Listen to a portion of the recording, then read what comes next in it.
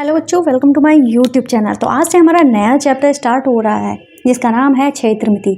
प्रश्नावली हमारी 11.1 है। ये कह रहा है क्वेश्चन नंबर 1, जैसा कि संलग्न आकृति में दर्शाया गया है कि एक आयताकार और एक वर्गाकार खेत के माप दिए हुए हैं।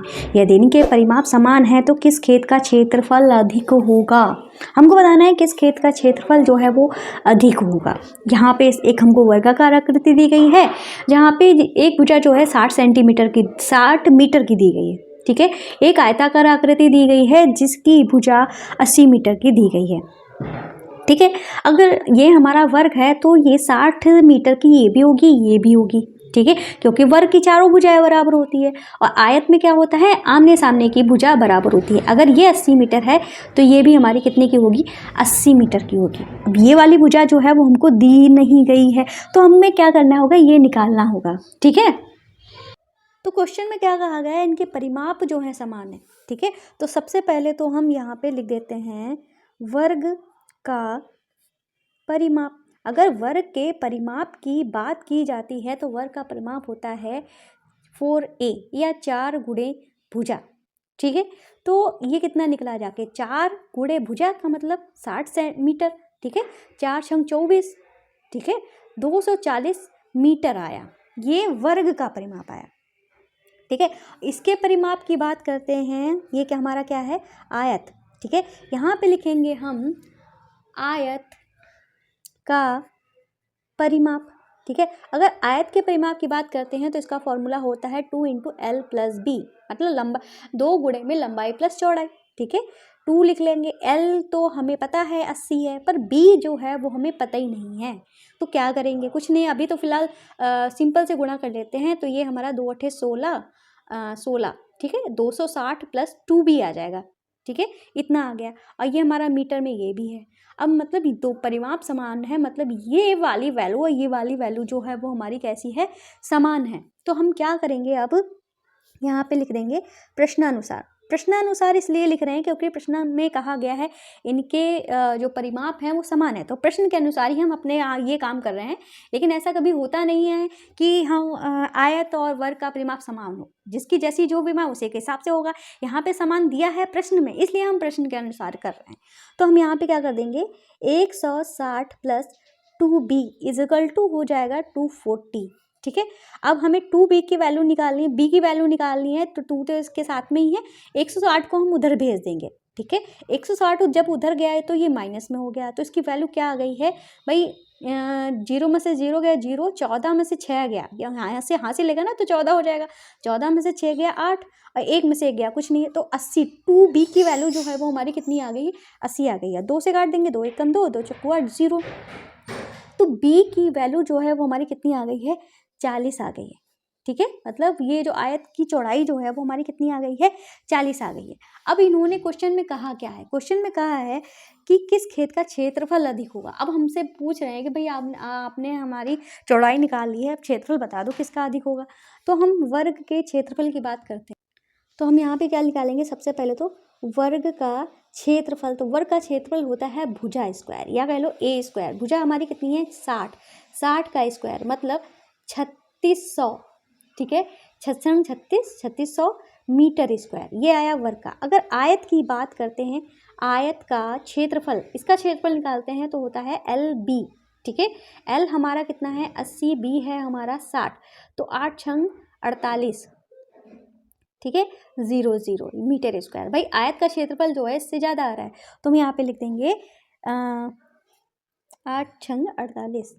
ठीक है, सॉरी 40 आया था, हमने 6 लिख दिया है, 40 आया था, तो 8 चौको 32 हो जाएगा। ठीक है, 32 हो जाएगा। तो हम यहाँ पे क्या करेंगे, भाई इसका क्षेत्रफल ज़्यादा है वर्ग का क्षेत्रफल, तो हम यहाँ पे लिख देंगे वर्ग का क्षेत्रफल ज़्यादा है। ठीक है, इस तरीके से लिख देंगे। ये हो गया हमारा आंसर। तो पहला क्वेश्चन कंप्लीट हो गया है। अब करेंगे अपना दूसरा वाला क्वेश्चन। तो अब हम करेंगे दूसरा वाला क्वेश्चन। दूसरा वाला क्वेश्चन को करने से पहले हम आपको कुछ चीज़ें बता देते हैं। अगर आपको ये हमारे हैंड रिटन नोट्स चाहिए तो आपको प्ले स्टोर पे जाना है, वहाँ पे सर्च करना है। खाली तो चाहे तो जोजस सर्च कर दो, चाहे तो कुछ भी सर्च कर दो, ठीक है। आप जोजस ही डाल दोगे, जोजस स्टडी डाल दो, इस चैनल का नाम डाल दोगे, तो इस तरीके से यहाँ पे कुछ ऐप ओपन हो जाएंगे। ये हमारा ऐप है जोजस स्टडी, जिसका नाम है एनसीईआरटी बुक्स एंड सोल्यूशन। इसको आप टच करोगे तो मैंने तो इंस्टॉल करके रखी है, ओपन करोगे ना तो इस तरीके से हमारा इंटरफेस जो है ओपन होगा। अब इसके बाद जो हमारा ऐप ओपन हो जाएगा, यहाँ पे जो क्लासेस हैं आप लोग भूल जाते हो, ये क्लासेस जो यहाँ पर प्रॉपर तरीके से हमने बताया हुआ है कैसे एनसीईआरटी वाले बच्चों को जाना है, ठीक है। ये यूपी बोर्ड वालों की क्लासेस है। एनसीईआरटी की क्लासेस के लिए स्लाइड करना पड़ेगा, इस वाले सेक्शन पे टच करना पड़ेगा। यहाँ पे एनसीईआरटी की क्लास है, जैसे कि आप 8th क्लास में हो, यहाँ पे आपको सारे सब्जेक्ट की books Hindi medium English medium में मिल जाएंगी। जैसे कि आप मैथ्स पढ़ रहे हो, यहाँ पे सारे चैप्टर आपको मिल जाएंगे, ठीक है। मान लो आपको 5th चैप्टर के हैंड रिटन नोट्स सारे एक्सरसाइज के चाहिए, तो यहाँ पे देखो मैं दिखा देती हूँ फिर से। जो हमारे हैंड रिटन नोट्स हैं वहाँ पे लिखा हुआ है जो चैप्टर है, ठीक है, वहाँ पे चैप्टर लिखा हुआ है। जैसे कि आपको हैंड रिटन नोट 5/1 के चाहिए तो आपने इस पर टच किया, ठीक है, और इस तरीके से हैंड रिटन नोट्स जो है वो हमारे ओपन होके आ जाएंगे, ठीक है। अगर आपको जूम करना है तो आप जूम करके भी देख सकते हो, इस तरीके से रोटेशन आप लगा लोगे तो रोटेशन करके भी देख सकते हो। यहाँ पे आपको सारे हैंड रिटन नोट्स मिल जाएंगे, ठीक है, सारी बुक्स आप यहाँ से पढ़ सकते हो। इस तरीके से ये काम करना मत भूलिएगा। साथ में हमारे एक और चैनल है जिसका नाम है जोजस बेसिक मैथ, वहाँ पे बेसिक मैथ सिखाई जाती है। आपको प्रॉब्लम होती रहती है कुछ चीज़ों में, वहाँ पे क्लियर किया जाता है, ठीक है। तो क्वेश्चन नंबर 2 जो है वो हमसे कह रहा है श्रीमती कौशिक के पास चित्र में दर्शाए गए मापों वाला एक वर्गाकार प्लॉट है। वह प्लॉट के बीच में एक घाट बनाना चाहती है। क्या बनाना चाहती है? एक घर बनाना चाहती है। घाट मुझे लगा, ठीक है। घर के चारों ओर एक बगीचा विकसित किया गया है। 55 रुपये प्रति मीटर स्क्वायर की दर से इस बगीचे को विकसित करने में व्यय ज्ञात करना है। मतलब इसने क्या लिया है? एक प्लॉट लिया है, ठीक है, जिसकी लंबाई जो है 25 मीटर और इधर भी हमारी 25 मीटर, वर्गाकार है, ठीक है। हालांकि मैंने आकृति जो है कुछ इस तरीके से बना दी कि आयताकार लग रहा है, ठीक है। और इसके बीच में ये घर बनाना चाहती है जिसकी चौड़ाई 15 मीटर और 20 मीटर है, ठीक है। अब हमको बताना क्या है, इन्होंने कहा है विकसित करने में कितना व्यय लगेगा, ठीक है। और साथ में वो कह रहे हैं चलो यही काम करते हैं जो क्वेश्चन में बोला गया है। तो सबसे पहले तो हम यहाँ पे लिखेंगे वर्गाकार प्लॉट की भुजा। तो वर्गाकार जो प्लॉट है इसकी भुजा हमारी दी गई है 25 मीटर, ठीक है। अगर इसके क्षेत्रफल की बात की जाए तो क्षेत्रफल हमारा क्या होता है? वर्ग का क्षेत्रफल होता है भुजा का स्क्वायर। तो 25 दी गई है तो मतलब 25 गुणे 25, ठीक है। तो ये जो आएगा हमारा 625 क्षेत्रफल है तो स्क्वायर लग जाएगा, मीटर स्क्वायर हो जाएगा। तो ये तो हमारा क्षेत्रफल आ गया है इस पूरे प्लॉट का। अब इन्होंने कहा है घर की लंबाई चौड़ी बताइए, ठीक है। तो हम यहाँ पे लिख लेंगे घर की लंबाई। भाई घर की लंबाई जो इन्होंने बताई है 20 मीटर बताई है। अगर चौड़ाई की बात करें तो चौड़ाई जो है इन्होंने बताई है 15 मीटर, ठीक है, 15 मीटर इन्होंने चौड़ाई बताई है। अब इस घर जो हमारा बनेगा जिस जगह में, उसका क्षेत्रफल क्या हो जाएगा? तो उसका क्षेत्रफल भाई हमारा ये लंबाई अलग है चौड़ाई अलग है, तो हमारा क्षेत्रफल आयत के आकार का हुआ तो इसका क्षेत्रफल हो जाएगा LB, ठीक है, लंबाई गुणे चौड़ाई। 20 गुणे 15 तो 15 दूनी 30 मतलब 300 मीटर स्क्वायर हो जाएगा इसका क्षेत्रफल।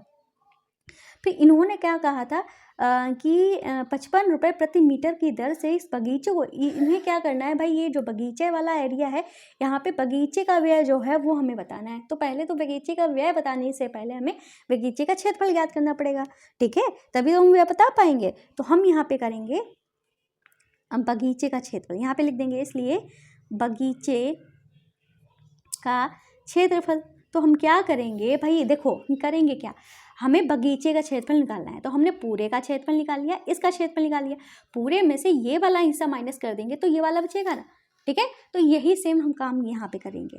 तो हम यहाँ पे लिखेंगे प्लॉट का क्षेत्रफल माइनस घर का क्षेत्रफल, ये करेंगे। तो प्लॉट जो है वो है हमारा 625 मीटर स्क्वायर में और घर जो है वो है हमारा 300 मीटर स्क्वायर में। घटा देंगे तो हमारा 325 मीटर स्क्वायर आ जाएगा। तो ये तो हमारा क्या हो गया, बगीचे का क्षेत्रफल हो गया। अब इन्होंने क्या क्वेश्चन में बोला था, इन्होंने कहा है कि 1 मीटर स्क्वायर बगीचे को विकसित करने का व्यय। ठीक है, अगर आपको लगता है मैं कुछ ज़्यादा फास्ट पढ़ाती हूँ या स्लो पढ़ाती हूँ तो प्लीज़ कमेंट करके बता देना, क्योंकि जब मैं पढ़ाती हूँ मुझे नहीं पता चलता है। अगर आप लोग सजेशन दोगे तो ही मुझे पता चलेगा। ठीक है, मैं फास्ट पढ़ा रही हूँ, सही पढ़ा रही हूँ, स्लो पढ़ा रही हूँ। ठीक है, तो 1 मीटर स्क्वायर को बगीचे को विकसित करने का व्यय जो बताया था, इन्होंने बताया था 55 रुपये। कितना बताया था? 55 रुपये बताया था। हमारे पास कितने मीटर स्क्वायर है? 325 है, तो हम यहाँ पे लिख देंगे इसलिए 325 मीटर स्क्वायर बगीचे को विकसित करने का व्यय क्या हो जाएगा? 55 की 325 से गुणा कर दो। 325 गुणे में 55 गुणा कर दो। ठीक है, 55 25, 2 हासिल, 5 दूनी 10, 2 12, 1 हासिल, 5 या 15, 1 16। ठीक है, फिर से यही हमारा आ जाएगा 5 2 6 1। अब इनको जोड़ देंगे, 5 7 और 8 और 7 1, 17,875 आ जाएगा। इतना रुपया लगेगा। यही हमारा क्या हो जाएगा? आंसर हो जाएगा। ठीक है, इस तरीके से क्वेश्चन नंबर 2 हमारा पूरा कंप्लीट हो गया है। अब करेंगे अपना क्वेश्चन नंबर 3। तो ये रहा हमारा क्वेश्चन नंबर 3। क्वेश्चन नंबर 3 जो है वो हमसे क्या कह रहा है, जैसा कि आलेख में दर्शाया गया है, एक बगीचे का आधार मध्य में आयताकार है। यहाँ पे हम देख रहे हैं एक बगीचा है जो मध्य में, बीच में आयताकार है और किनारों पर अर्धवृत्त है। तो किनारे पे हमारे क्या है? अर्धवृत्त हैं। इस बगीचे का परिमाप और क्षेत्रफल ज्ञात कीजिए। मतलब ये जो बगीचा है इसका परिमाप भी ज्ञात करना है और हमें क्षेत्रफल भी ज्ञात करना है। ठीक है, तो कुल लंबाई जो है इन्होंने 20 मीटर दी गई है, इधर पे इन्होंने 7 मीटर दी है। मतलब अगर आयत की बात करें तो कितना हुआ जाके भाई, ये जो है यहाँ पे इन्होंने 7 दी है। ठीक है, तो ये हमें 7 है पता, ये वाली भी हमें 7 मीटर पता है, इतना हमको पता है। अगर यहाँ पे हम बात करें ये कितना होगा? ठीक है, अर्धवृत्त है। ठीक है, अर्धवृत्त है भाई। हमारा एक वृत्त कैसा होता है, अगर आपको क्लियर है तो हम आपसे पूछ लेते हैं और बता भी देते हैं वृत्त क्या होता है। ये हमारा पूरा वृत्त था, इसको आधा आधा यहाँ से कर दिया तो ये हमारा अर्धवृत्त हो गया। भाई ये क्या है? ये त्रिज्या होती है। तो यही त्रिज्या कहीं कहीं से भी हम मान लें त्रिज्या, अगर हमारी जैसे कि यहाँ पे टोटल जो इन्होंने कितनी बताई है? 7 बताई है। और त्रिज्या क्या होती है? त्रिज्या जो होती है पूरी व्यास की आधी होती है। मतलब 7 का आधा तो कितना हो गया? 3.5 हो गया। मतलब ये वाला हिस्सा कितना का हो गया? 3.5 की। त्रिज्या कितने की हो गई? 3.5 की हो गई। ठीक है, त्रिज्या 3, ये वाली हमारी कितने की हो गई? 3.5 की। ठीक है, ये पूरा कितना? 7 का है।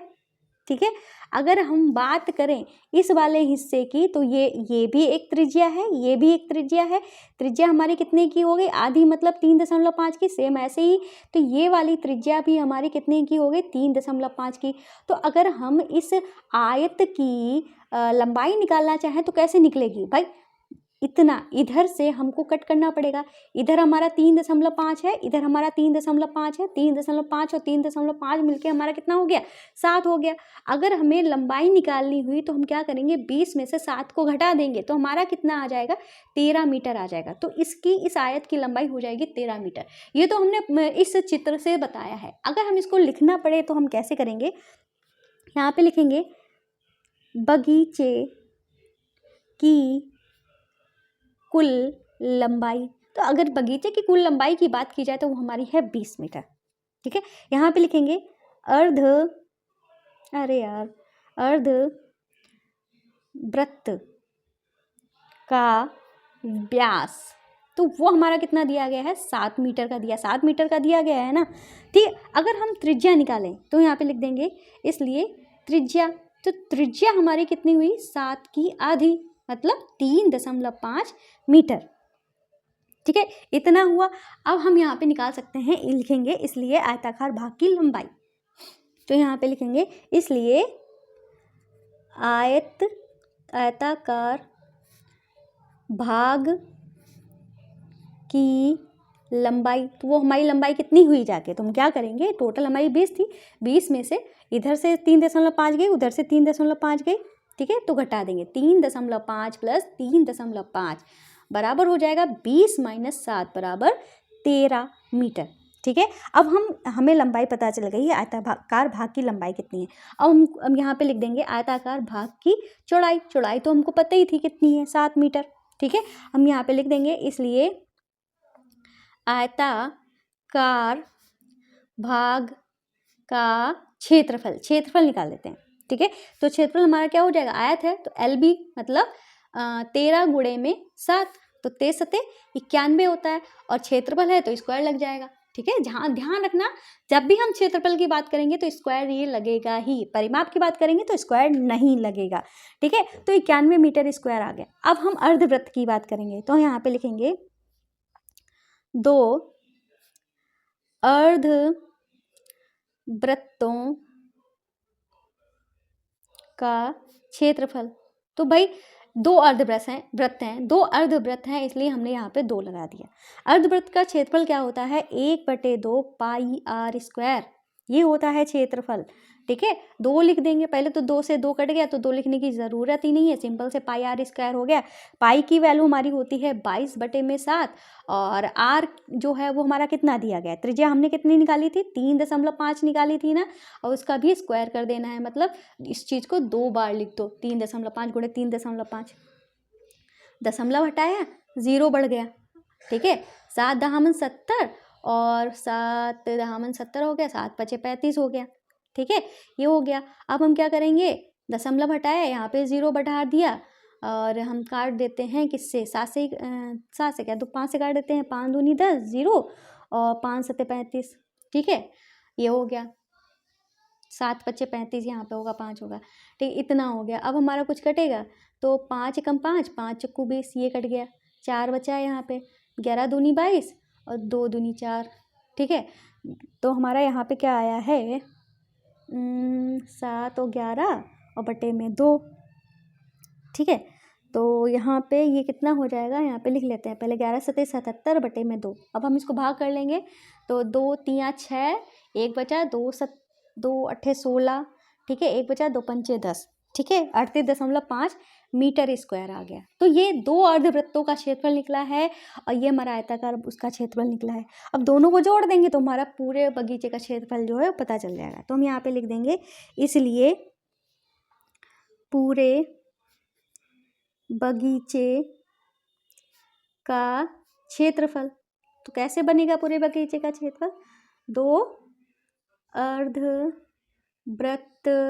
प्लस 1 आयत। ठीक है, तो 2 अर्धवृत्तों का क्षेत्रफल हमारा कितने है, 38.5, आयत का क्षेत्रफल है 91।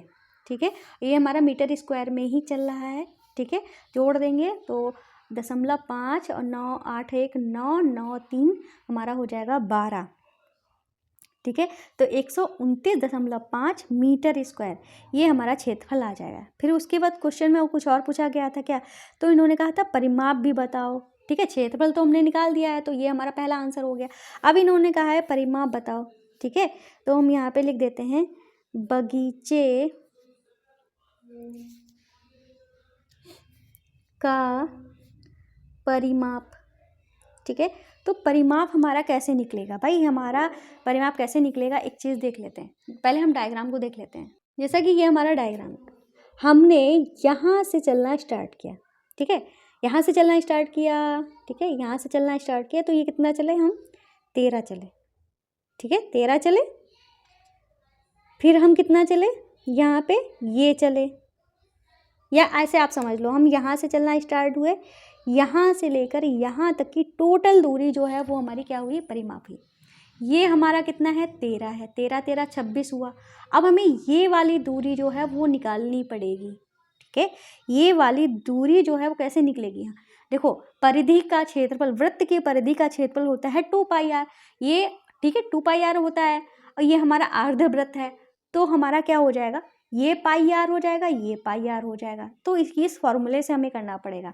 ठीक है, चलिए करते हैं भाई। तो वृत्त का परिमाप क्या हो जाएगा, 13 + 13। ठीक है, ऊपर नीचे की 13 13 लंबाई हो गई आयत वाली, और पाई r + पाई r। ठीक है, इधर से पाई r, इधर से पाई r, तो हमारा कितना हो गया, 2 पाई r। ठीक है, 2 पाई r, 13 + 13 फिर से लिखे दे रहे हैं। ठीक है, और 2 × पाई की वैल्यू हमारी क्या थी, 22/7, r की वैल्यू हमारी 3.5। ठीक है, 7 एकम 7, 7 पचे 35। ठीक है, 0.5 आ गया ये। अब हम क्या करेंगे, 13 13 26 हो गया। ठीक है, 26 हो गया, और हम 44 हो गया, ये 44 और 5 की गुणा, या कह लो 5 दूनी 10, 10 की हम गुणा करेंगे 22 से तो हमारा हो जाएगा 10 की गुणा करेंगे 220, दशमलव लगा था। चाहे तो हम आपको पूरा कैलकुलेशन करके दिखा देते हैं भाई। 0.5 की गुणा की हमने 10 से 2 से तो 10 हुआ, दशमलव यहाँ पे था तो एक अंक पहले दशमलव था तो एक अंक पहले दशमलव लग गया, मतलब एक आ गई वैल्यू। अब एक की गुणा हम 22 से करेंगे तो हमारा कितना आएगा, 22 ही तो आएगा। और 26 और 22 को जब हम जोड़ देंगे तो हमारा कितना आ जाएगा, 48 आ जाएगा। परिमाप है तो खाली मीटर रहेगा, तो ये हमारा 48 मीटर आ जाएगा। ठीक है, इस तरीके से क्वेश्चन नंबर 3 भी हमारा पूरा कंप्लीट हो गया। अब करेंगे अपना क्वेश्चन नंबर 5।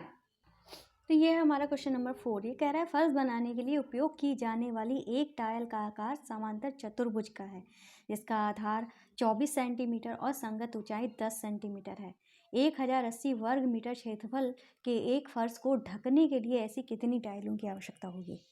ठीक है, तो फर्श बनाने के लिए क्या करना है, टाइल बना रहे हैं। ठीक है, और टाइल का आकार कैसा है, समांतर चतुर्भुज का है। ठीक है, और समांतर चतुर्भुज कैसी आकृति होती है, समांतर चतुर्भुज एक ऐसी आकृति होती है जिसके आमने सामने वाली भुजा जो होती है समांतर होती है। ठीक है, जिसका आधार जो इन्होंने बताया है कि 24 सेंटीमीटर है, और समांतर होने के साथ साथ बराबर भी होती है। ये भुजा इसके बराबर हो जाएगी। ठीक है, और संगत ऊंचाई जो है वो कितनी है, 10 सेंटीमीटर की है। कितनी की है, 10 सेंटीमीटर की है इसकी ऊंचाई। ठीक है, इसकी चौड़ाई नहीं दी गई है, ऊंचाई की बात की गई है। फिर ये कह रहे हैं 1080 वर्ग मीटर क्षेत्रफल के फर्श को ढकने के लिए, मतलब टोटल जो फर्श है वो हमारा उसका क्षेत्रफल है 1080। ठीक है, तो सबसे पहले हमें क्या करना पड़ेगा, ये जो हमारा टाइल है इसका क्षेत्रफल निकालते हैं। ठीक है, तो हम यहाँ पे समांतर चतुर्भुज है। ठीक है, तो इसका क्षेत्रफल क्या होगा, और ध्यान रखना ये सेंटीमीटर में दिया गया है, ये मीटर में दिया गया है, इस बात का हमेशा ध्यान रखना।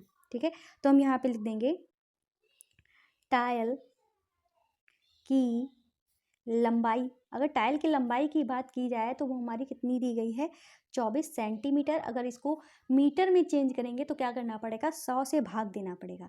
100 से भाग देंगे, ठीक है, तो हमारा क्या हो जाएगा, 24/100 मीटर। अब 2 जीरो हमारे अगर हम हटाना चाहते हैं तो हमें 2 अंक पहले दशमलव लगाना पड़ेगा। ठीक है, तो क्या हो जाएगा, 0.24 मीटर। ठीक है, ध्यान रखना अगर ये चीज़ें आपको समझ में नहीं आती हैं तो हमारा जो जस्ट बेसिक मैथ वाला जो चैनल है वहाँ पे बहुत सारे क्वेश्चन कराए गए हैं प्रॉपर तरीके से, बहुत इजी तरीके से आप देख लेना।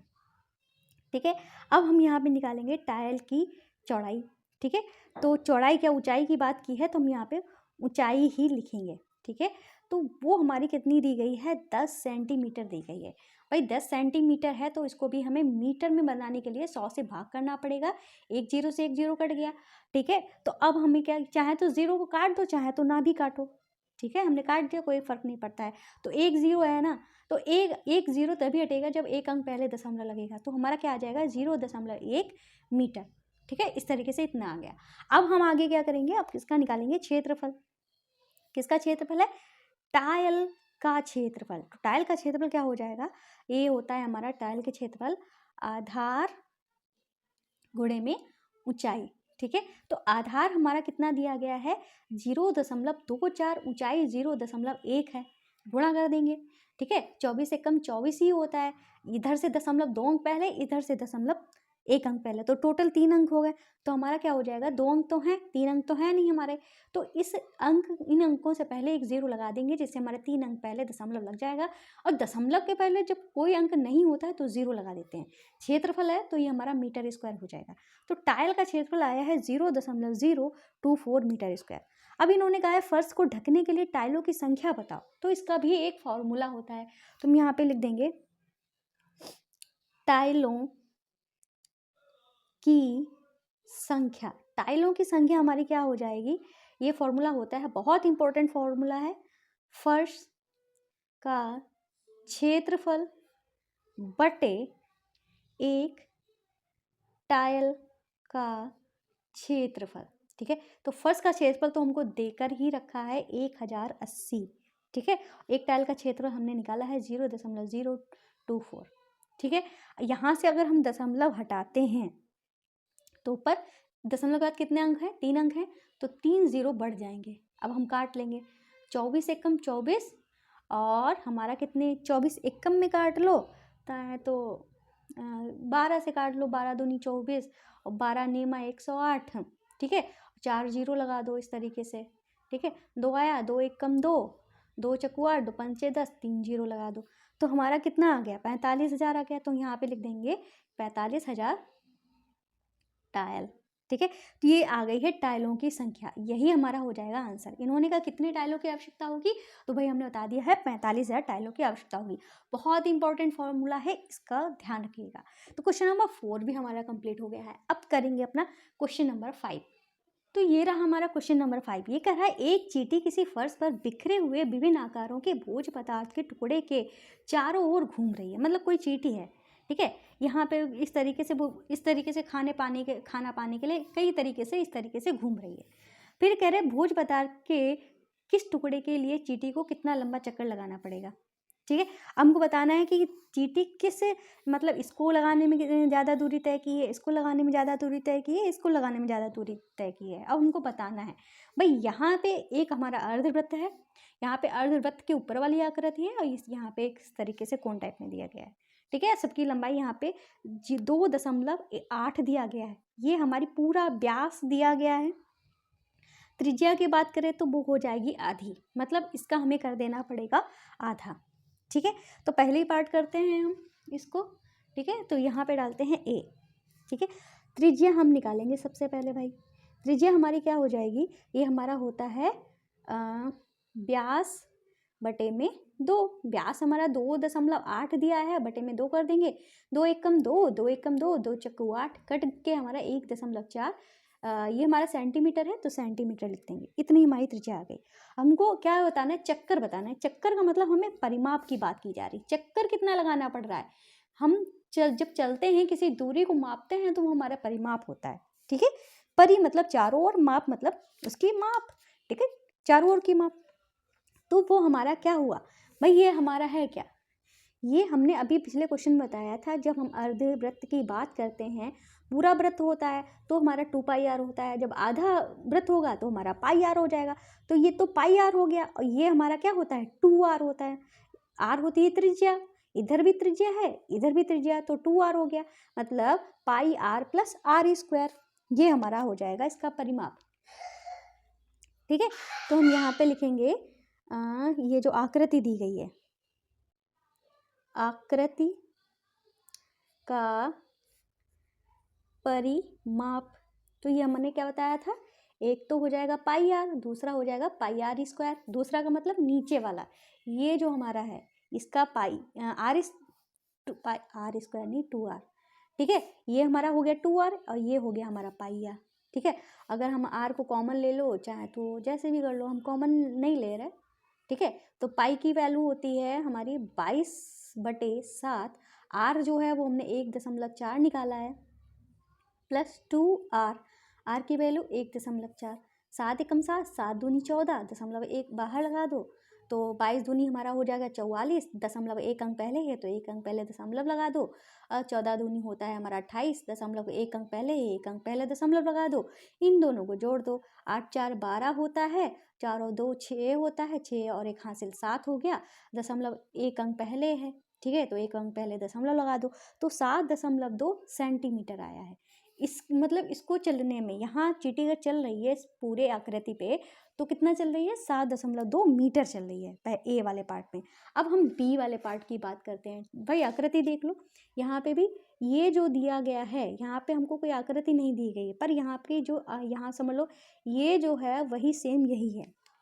तो ये हमारी कितनी हो गई, 2.8 सेंटीमीटर हो गई। इधर 1.5 है, तो इसके जस्ट सामने भी हमारा कितना हो गया, 1.5 सेंटीमीटर हो गया।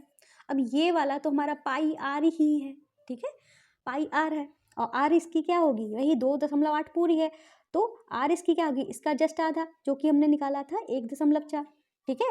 तो वही r अगर इसमें लिया जाएगा πr में, तो 1.4 लिया जाएगा, ठीक है।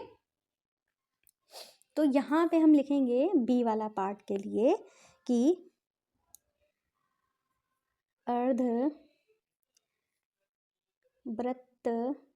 की त्रिज्या, सबसे पहले यही लिख लेते हैं, जो हो जाएगा हमारा व्यास बटे 2, व्यास बटे 2, जो हो जाएगा 2.8/2 बराबर 1.4। ये हमने ऊपर किया था अभी, ठीक है। और इसके परिमाप की बात करें, अर्धवृत्त का परिमाप मतलब ऊपर जो गोल वाला हिस्सा था वो हम, ठीक है, अर्धवृत्त का परिमाप, ठीक है, वो हमारा क्या निकलेगा, पाई आर, ठीक है। पाई की वैल्यू क्या है 22/7, आर जो है 1.4, 7 एकम 7, 7 दूनी 14, तो हमारा हो जाएगा 22 दूनी 44, एक अंक पहले दशमलव, तो 4.4 सेंटीमीटर, ये तो इतना हो गया।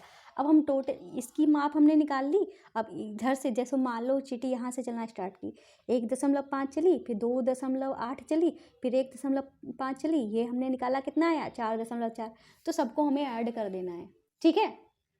तो हम यहाँ पे लिख देंगे चींटी द्वारा चली दूरी बराबर, पहले 1.5 चली, फिर 2.8 चली, ठीक है, फिर 1.5 चली, फिर 4.4 चली, ठीक है, सबको जोड़ देंगे। तो 1.5 1.5 जोड़ के 3 हो गया, ठीक है। 3 में हमने 4 जोड़ा तो हो गया 7, ठीक है। 7 में हमने 2 को जोड़ा तो हो गया 9, और 9 8 और 4 को जोड़ा तो 12 हुआ, 12 मतलब 0.2, 9 1 10, 10.2 हुआ जाके, ठीक है। ये जोड़ने की एक ट्रिक है, सेंटीमीटर। इसको ये पूरा डबल चीज़ें हैं तो जोड़ के हमारा एक अंक बनेगा जाके पूरा, ठीक है। इसमें से 2 ले लिया, इसमें से 4 ले लिया, फिर इसको जोड़ लिया, ठीक है। अगर 10 से ज़्यादा आ रहा है तो उसमें से 1 निकाल दो, ठीक है, वो आगे वाले में जोड़ दो, बचा हुआ दशमलव के बाद लगा दो, ठीक है। इतना सेंटीमीटर आया, ठीक है। तो मतलब इसमें तो ज़्यादा चली है, उसमें तो 7.2 चली थी, इसमें इतना चली है। अब सी वाले पार्ट में क्या करते हैं भाई, सी वाले पार्ट को हम देख लेते हैं ध्यान से। सो सी वाले पार्ट में हमको क्या दिख रहा है, सी वाला जो पार्ट है इसमें देखो यहाँ की दूरी जो है 2.8, मतलब यहाँ की दूरी जो है कितनी है 2.8 ही हुई, तो त्रिज्या हमारी कितनी हुई 1.4 ही हुई। हम बार बार तो निकाल ही ले रहे हैं, तो त्रिज्या हमारी, इसमें इसकी दूरी निकालने के लिए पाई आर वाला फार्मूला लगेगा। तो हमारा कितना आया था, पाई आर वाला फार्मूला जब हम लगा रहे थे तो हमारे 4.4 आ रही थी ये, फिर 2 + 2, बस सिंपल से जोड़ देंगे, ठीक है। तो हम यहाँ पे लिख देंगे त्रिज्या बराबर पाई व्यास बटे में 2, बराबर व्यास है हमारा 2.8 बटे में 2 हो जाएगा 1.4 सेंटीमीटर, ठीक है। और हम अगर अर्धवृत्त का परिमाप निकालें, अर्धवृत्त का परिमाप बराबर पाई आर, तो पाई की वैल्यू 22/7, आर हमारा 1.4, 7 दूनी 14, तो हो जाएगा 4.4। बार बार हम वही निकाल रहे हैं, ये आपको रट भी गया होगा, ठीक है। एक और बात आपको बता देते हैं, अगर आपको हमारे हैंड रिटन नोट्स चाहिए, प्ले लिस्ट में जाकर हमारे ऐप को डाउनलोड कर लेना, और हमारी वीडियो अच्छी लग रही है तो प्लीज़ हमारे चैनल को सब्सक्राइब कर लिया करो। आप लोग भूल जाते हो फिर ढूंढते रह जाते हो चैनल को, प्लीज़ हमारे चैनल को सब्सक्राइब करना, वीडियो को लाइक करना मत भूलना। अगर आपको कोई और भी चैप्टर पढ़ना है तो हमारा कोर्स पहले भी कंप्लीट हो चुका है, हम दोबारा कंप्लीट करा रहे हैं, ठीक है। इतना हो गया। अब हम यहाँ पे लिखेंगे चींटी द्वारा चली दूरी, ठीक है। तो चींटी कितनी दूरी चली है, तो चींटी जो दूरी चली है पहले तो चली थी पाई आर पे, मतलब 4.4 चली, फिर 2 चली, फिर 2 चली, तो 2 2 4 हुआ, 4 4 8 हुआ, 8.4 सेंटीमीटर चली। इन्होंने कहा है कि सबसे लंबा चक्कर किस में लगाना पड़ा, तो भाई सबसे लंबा चक्कर इसमें लगाना पड़ा, बी वाली आकृति में। तो हम यहाँ पे लिख लेंगे चींटी को बी वाली आकृति में लंबा चलना पड़ा, ठीक है। इस तरीके से आंसर को लिख देंगे। क्लास हमारी कंप्लीट हो चुकी है। क्लास पसंद आई तो हमारे चैनल को सब्सक्राइब करना, वीडियो को लाइक करना।